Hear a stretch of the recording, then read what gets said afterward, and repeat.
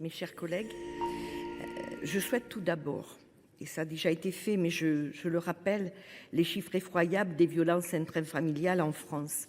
En 2022, 244 000 victimes de violences commises par leur conjoint ou ex-conjoint ont été enregistrées par les services de sécurité, dont 86% de ces victimes étaient des femmes.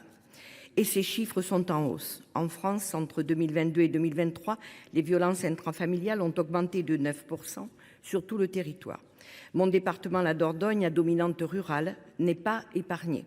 Il ressort du bilan préfectoral sur la délinquance de 2023 que les violences intrafamiliales représentent 63% des affaires de coups et blessures volontaires. Mais surtout, la préfecture enregistre en 2023 une hausse terriblement importante des violences intrafamiliales de 52,8%. Rendons-nous compte, derrière ces chiffres, des femmes meurtries, détruites, victimes. Agir est plus qu'un devoir, aujourd'hui c'est un impératif. Je nous félicite donc ici que nous ayons, à l'issue de cette commission mixte paritaire, voté ensemble cette proposition de loi qui renforce le mécanisme de l'ordonnance de protection et met en place l'ordonnance provisoire de protection immédiate. Le dispositif de l'ordonnance de protection mis en place en 2010 et amélioré par plusieurs réformes permet ainsi au juge aux affaires familiales de statuer sur une situation de danger et de prendre des mesures à l'encontre du conjoint violent pour protéger les victimes. Nous avons renforcé le dispositif en allongeant la durée de 6 à 12 mois du mécanisme de l'ordonnance de protection afin que la victime soit protégée le plus longtemps possible. C'est une victoire. Ensuite, l'introduction du mécanisme d'ordonnance provisoire de protection est également une grande avancée. Désormais, le juge aux affaires familiales pourra prendre des mesures de protection de la victime sous 24 heures afin d'ordonner au conjoint ou ex-conjoint violent l'interdiction d'entrer en relation avec elle, de se rendre dans certains lieux, mais aussi, par exemple, suspendre l'exercice de l'autorité parentale et autoriser la victime à dissimuler son adresse. Ces mesures s'inscrivent bien dans cette lutte contre les violences intrafamiliales. Nous souhaitons toutefois rappeler qu'il est nécessaire que des formations des magistrats du siège et du parquet soient mises en place afin de développer l'usage de ces mécanismes et d'unifier les pratiques sur tout le territoire.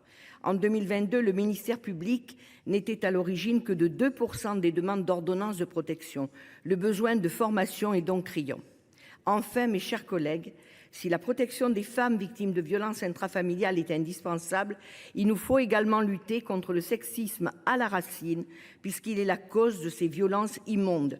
Dans un rapport de 2010, l'Assemblée parlementaire du Conseil de l'Europe rappelait d'ailleurs que la lutte contre les stéréotypes sexistes est un outil de prévention de la violence fondée sur le genre. Or, selon le Haut Conseil à l'égalité entre les hommes et les femmes, dans son rapport annuel 2024, le sexisme est en augmentation dans la société française.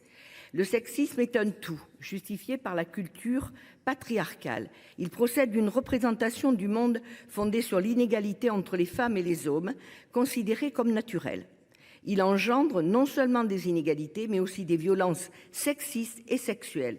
Il est à l'origine d'un continuum de violences, des plus anodines en apparence aux plus graves. Or, il puise sa source dans le patriarcat. Et c'est donc bien le système patriarcal dans lequel nous évoluons qui justifie et légitime ces violences. La lutte contre le sexisme et la lutte contre le patriarcat sont indissociables. On ne peut faire reculer l'un avant l'autre. Ils se nourrissent mutuellement, avancent et reculent de concert. Plus les femmes s'affirment sur la scène publique, plus les préjugés sexistes perdent du terrain dans l'imaginaire collectif. Plus les préjugés sexistes reculent, plus le système patriarcal apparaît pour ce qu'il est. Les inégalités femmes-hommes sont aggravées de surcroît par la crise et les difficultés sociales qui en résultent et qui touchent plus durement les populations qui sont déjà en situation inégalitaire. Nous devons ensemble lutter contre ce système patriarcal sous toutes ses formes, au travail, au foyer, dans la rue, dans les lieux d'études, dans les espaces associatifs, sans nous cantonner aux conséquences. Sinon, nous continuerons mutuellement de perdre du terrain. Unanimement, mon groupe CRCEK votera ce texte. Je vous remercie. Merci.